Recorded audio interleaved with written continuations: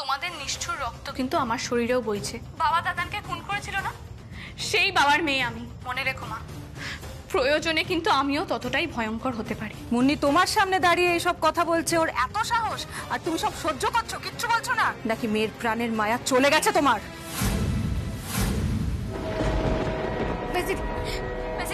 তুমি যা বলবে আমি সব করব।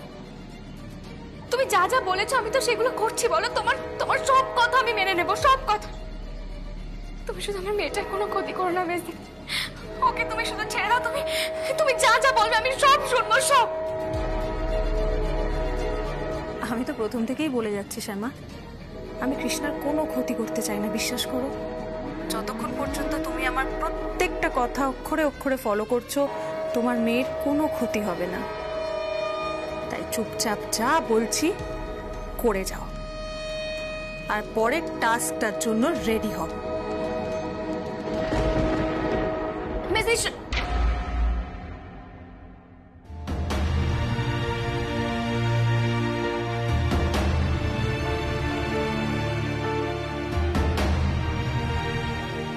মাথা গরম করো না মন, এখান থেকে যাও। অমনি এরকম করো না, আমি তো বলছি সব ঠিক হয়ে যাবে, একটু ধৈর্য ধর। শিবা, তুমি যাও, এখান থেকে যাও।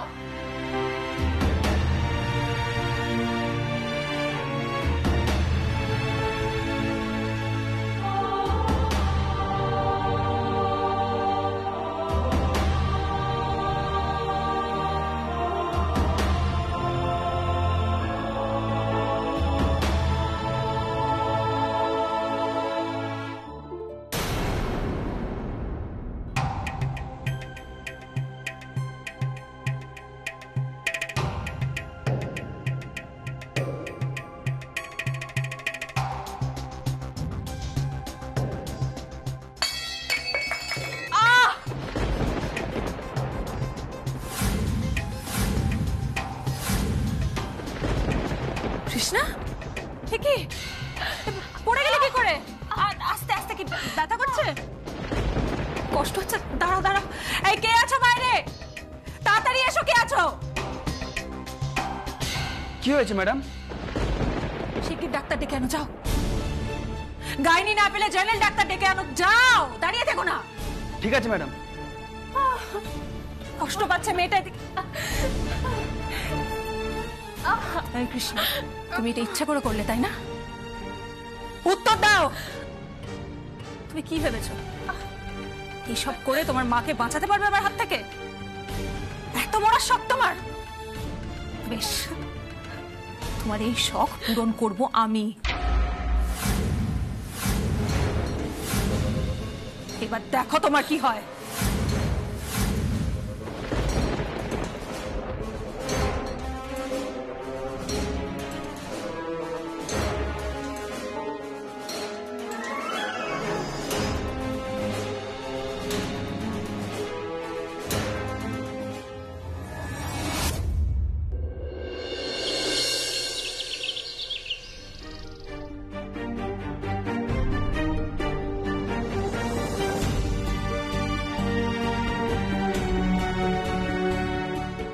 আমার আসলে না খুব জানতে ইচ্ছে করছিল যে তোমাদের, মানে তোমাকে দেখে বাড়ির বাকিদের কি অবস্থা হচ্ছে গো,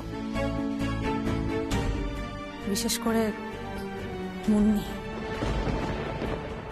মুন্নিকে এসব বলছে যে আমার পেটে জন্ম নেওয়াটাই ও জীবনের সব থেকে বড় লজ্জা।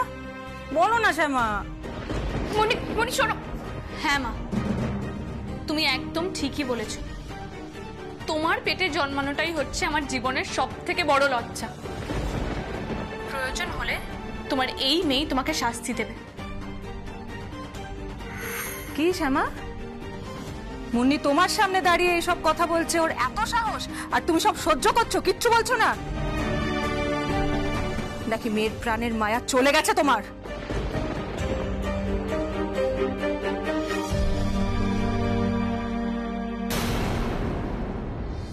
আমি তো প্রথম থেকেই বলে যাচ্ছি শ্যামা, আমি কৃষ্ণার কোনো ক্ষতি করতে চাই না, বিশ্বাস করো। যতক্ষণ পর্যন্ত তুমি আমার প্রত্যেকটা কথা অক্ষরে অক্ষরে ফলো করছো, তোমার মেয়ের কোনো ক্ষতি হবে না। তাই চুপচাপ যা বলছি করে যাও, আর পরের টাস্কটার জন্য রেডি হও। মিছি দিদি যেখান থেকে ফোনে কথা বলছিল তার আশপাশ থেকে নিশ্চয়ই রেল লাইন গেছে, ট্রেনের শব্দ পেলাম।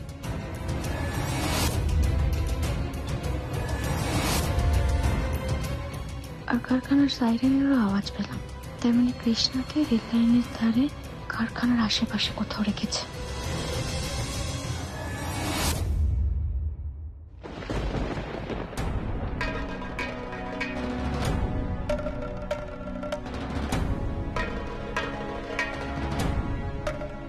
আসুন ডাক্তারবাবু, আসুন। এসে গেছেন? দাও দাও, চেয়ারটা দাও। ডাক্তারবাবু একটু তাড়াতাড়ি ওকে চেক করে দিন আগে। বসুন। এরকম প্রেগনেন্ট অবস্থায় মেয়েটা পড়ে গেছে, বেবি ঠিক আছে তো? ঠিক আছে, আমি দেখছি।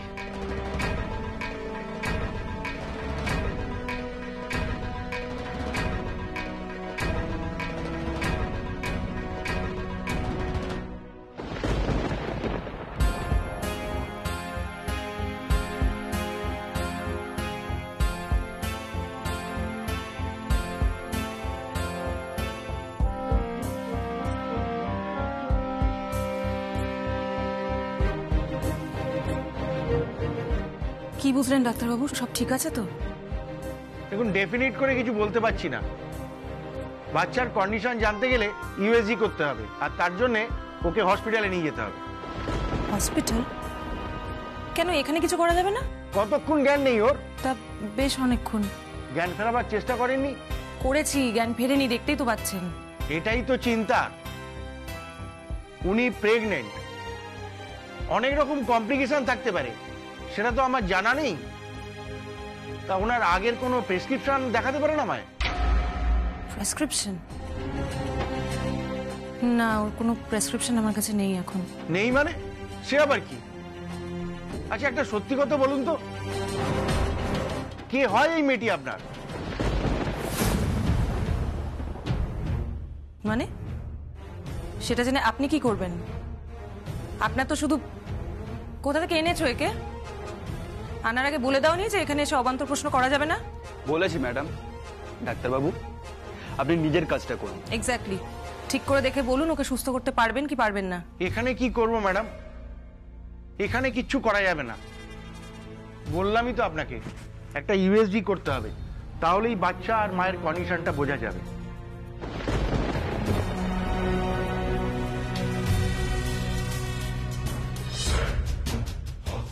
বুঝতে পারছি না মেজিদি এখন ক্যামেরার দিকে তাকিয়ে বসে আছে কিনা। আর যদি দেখেও, আমাকে এইটুকু রিস্ক তো নিতেই হবে।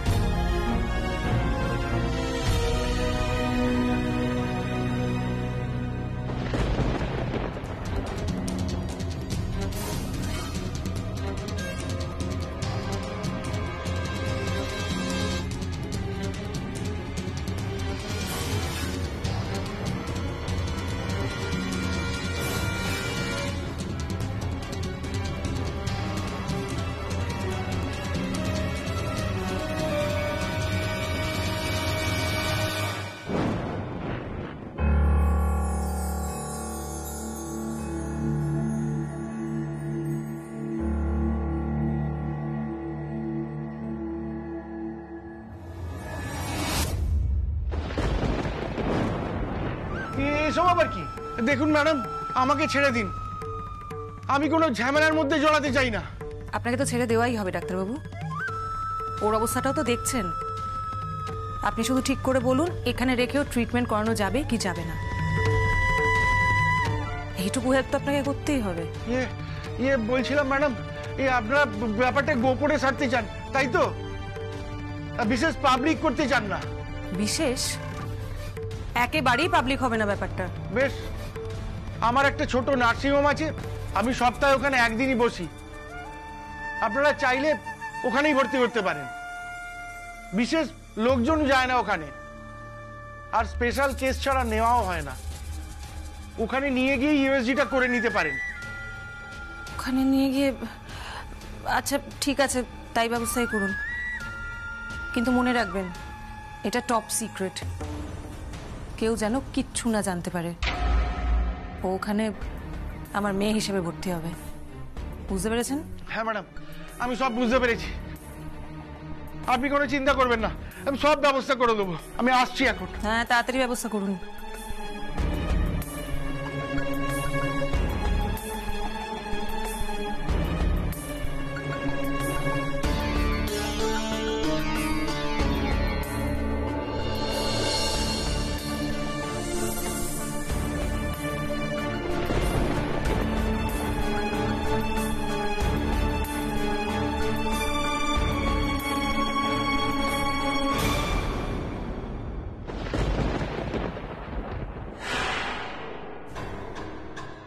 মেজ দিদির সঙ্গে কথা বলার সময় ট্রেনের শব্দ আর কারখানার ভোপুর শব্দ পেয়েছি।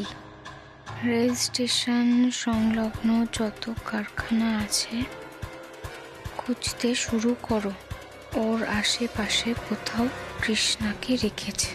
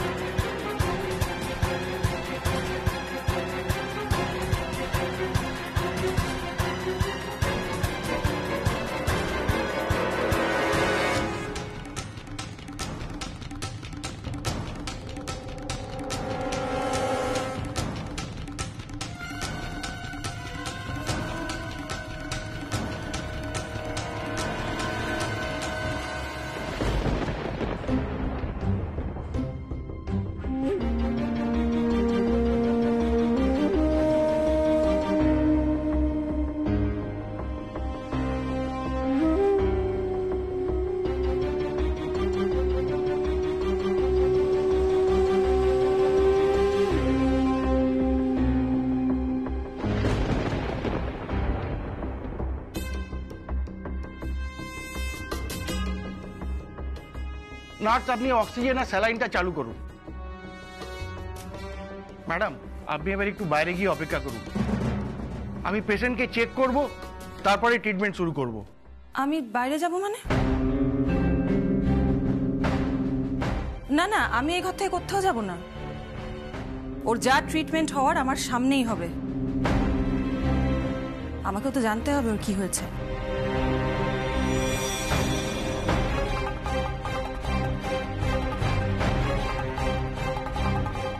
আদৌ কিছু হয়েছে সত্যি সত্যি, নাকি নাটক করছে?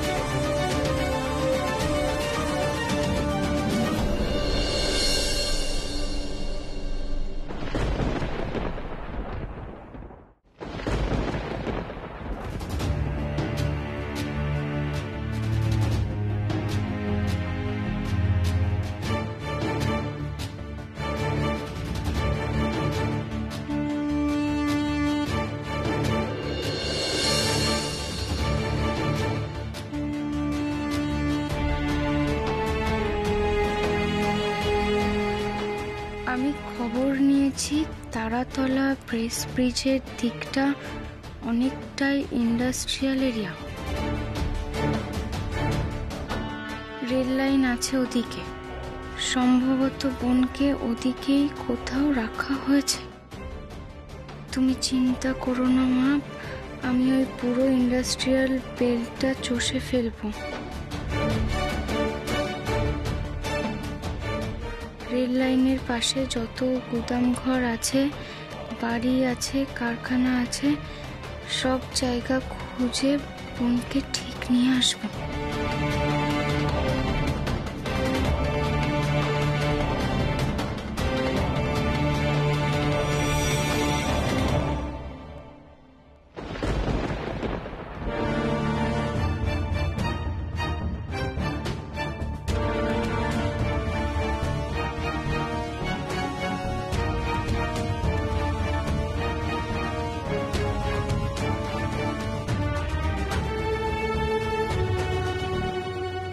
কি ব্যাপার, লাল লাইটটা জ্বলছে না কেন? তাহলে কি এখন লিংক নেই? তার মানে মিস্ত্রি এখন কিচ্ছু দেখতে পাচ্ছে না। দেখুন, আমি যখন বাইরে থাকবো সেই ফাঁকেও যদি এখান থেকে পালিয়ে যায়, আমার যে কত বড় ক্ষতি হয়ে যাবে আপনি ধারণা করতে পারছেন না। কোথায় পালাবে ম্যাডাম? আমরা তো এই এতজন আছি এখানে দেখার জন্যে। আরো ডাক্তাররা আসবেন, নার্সরা আসবেন, আপনি এখানে দাঁড়িয়ে থাকবেন? এটা কিন্তু খুব অসুবিধাজনক ম্যাডাম। তারপরে আপনি বাইরে থেকে এসেছেন, এখান থেকে বেরোবাতেই একটাই দরজা। আপনি প্লিজ বাইরে একটু অপেক্ষা করুন।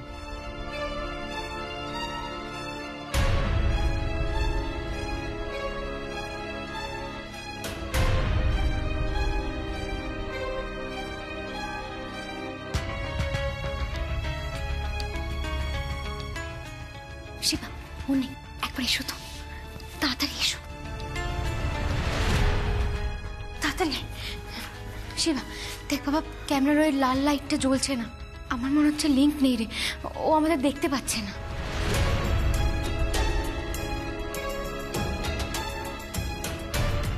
হ্যাঁ মা, তুমি ঠিক বলেছো। কিন্তু কাম্মা, মা কেন ক্যামেরা অফ করবে বলো তো? দেখো, কেন অফ করে রাখবে সেটা ভাবার সময় নেই। এই সময়টা আমাদেরকে কাজে লাগাতে হবে, বুঝেছো? শিবা, পুলিশকে তোরা সবটা জানার, অনিক বাবুকে। তারপরে তোরা সবাই মিলে কৃষ্ণাকে খুঁজতে বেরো, বুঝলি? হ্যাঁ মা, আমি অনিক আঙ্কেলকে ফোন করেছিলাম। অনিক আঙ্কেল আসছে, আর আমাদের সঙ্গে দিদিভাইও যাচ্ছে।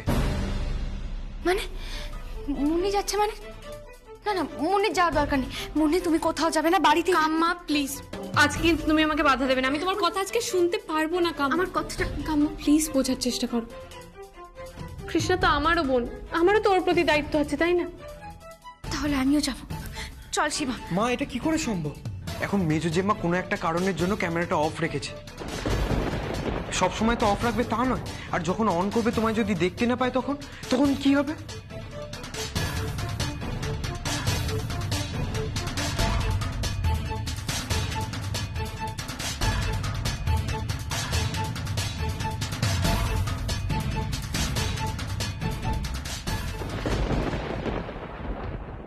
আচ্ছা, তোরা অনিরুদ্ধকে জানিয়েছিস? হ্যাঁ, অনিরুদ্ধ নিজের মতন করে খুঁজতে বেরিয়েছিল। আমরা ওকে কল করেছি, রাস্তায় মিট করে নেবে। হ্যাঁ মা, তুমি এখন এখানেই থাকো। পরে যদি মেজো জেম্মা ক্যামেরাটা অন করে বা ফোন করে, মেজো জেম্মাকে এটা বুঝতে দেবে না যে আমরা মেজো জেম্মাকে সন্দেহ করেছি। ঠিক আছে? বাবা, তোরা যা করিস খুব সাবধানে করিস, কেমন? আর নিজেদের খেয়াল রাখবি কিন্তু। আর হ্যাঁ, কিচ্ছু একা একা করতে যাবে না। সবটা পুলিশকে দিয়ে আর অনিক বাবুকে দিয়ে করাবে।